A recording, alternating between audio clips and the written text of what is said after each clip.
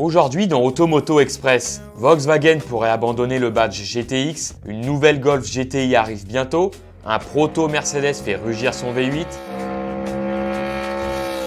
un rare Porsche Boxster Roof à vendre et le record d'affluence pour le Grand Prix de France Moto. Automoto Express numéro 571, c'est parti!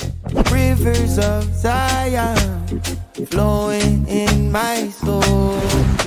Volkswagen pourrait abandonner le badge GTX. Cette appellation a fait ses débuts dans la gamme électrique du constructeur pour distinguer les modèles à vocation sportive. Il y a eu d'abord l'ID4 et l'ID5 GTX, puis toute la gamme a eu droit à ce nom, même l'ID-Buzz. Mais à en croire le patron, Volkswagen pourrait bientôt faire une croix dessus pour électrifier le badge GTI à la place. Et c'est plutôt logique. L'année dernière, la marque a présenté le concept ID-GTI qui préfigure une descendante électrique de ce badge. Alors, sacrilège pour les puristes? Traditionnellement, la GTI est une traction avant, et cette future version électrique ne dérangera pas à la règle et le sera encore. En tout cas, il faudra attendre au moins jusqu'à 2026 avant de la découvrir.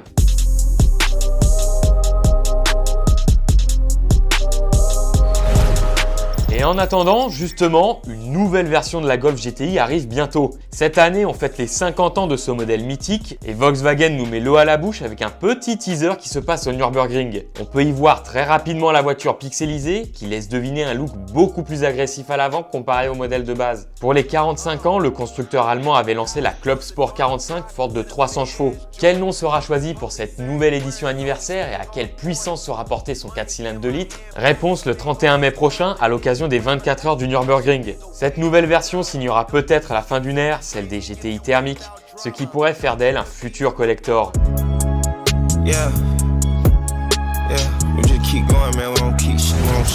Un proto Mercedes fait rugir son V8. Dans le genre travail sympa, celui de pilote est plutôt en haut du classement. Il n'y a qu'à voir Richard Bradley ici à l'œuvre au volant d'une Sauber Mercedes C11 du groupe C. Écoute juste le son rageur du V8.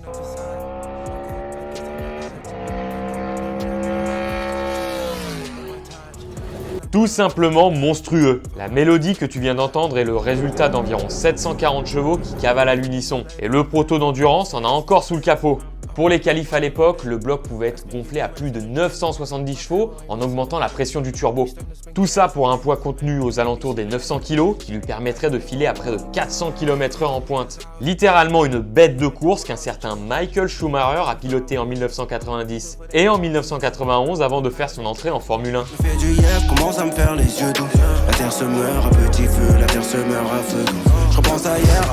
Un rare Porsche Boxster Roof à vendre. Est-ce que ce ne serait pas le Boxster le plus cool jamais produit? Bon, c'est sûr, certains vont me dire que c'est la première génération du roadster allemand et que ce n'est pas la plus belle de toutes. Mais admire quand même cette peinture en dégradé incroyable. Et j'ai oublié de préciser, il ne s'agit pas vraiment d'une Porsche, mais plutôt d'une Roof.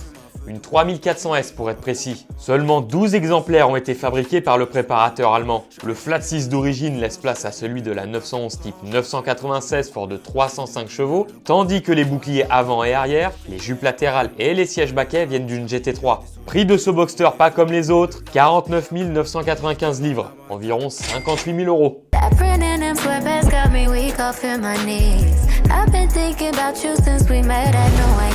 Record d'affluence pour le Grand Prix de France Moto. Le week-end dernier, c'était le Grand Prix de France Moto. Alors qu'il était 6ème, Fabio Quartararo chute et doit abandonner la course. Notre deuxième français, Johan Zarco, termine 12ème au guidon de sa Honda capricieuse. Mais ce qu'il fallait aussi retenir, c'est que la compétition au circuit du Mans a attiré plus de 297 000 personnes sur les 3 jours. Un record dans l'histoire de la discipline, preuve que les Français sont les meilleurs spectateurs.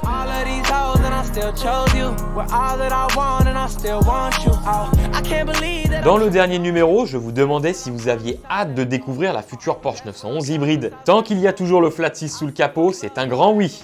C'est la fin d'Automoto Express, on se retrouve demain pour faire le plein d'actu. D'ici là, portez-vous bien. Bye. Like damn, damn, damn.